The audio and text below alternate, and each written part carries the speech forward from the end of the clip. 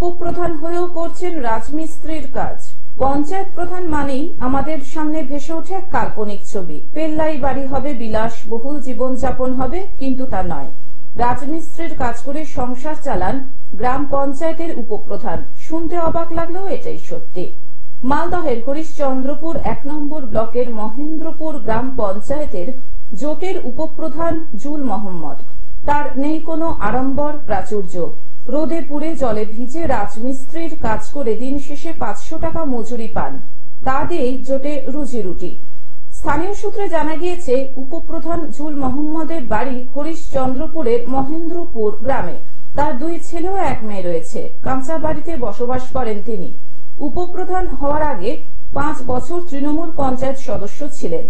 গত পঞ্চায়েত ভোটে তৃণমূল থেকে টিকিট না পেয়ে নির্দল থেকে দাঁড়িয়ে বিপুল ভোটে জয়ী হয়ে জোটের উপপ্রধান হন তিনি।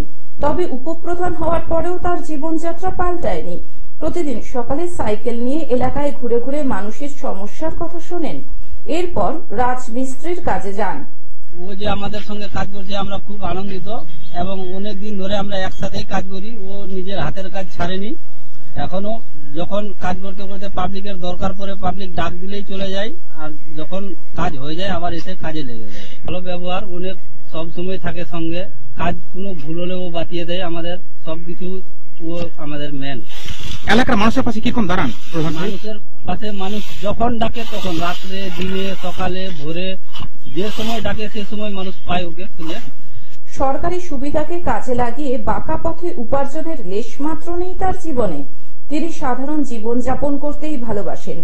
উপপ্রধান বলেন, কোনোদিন কারো কাছে তিনি হাত পাতেননি।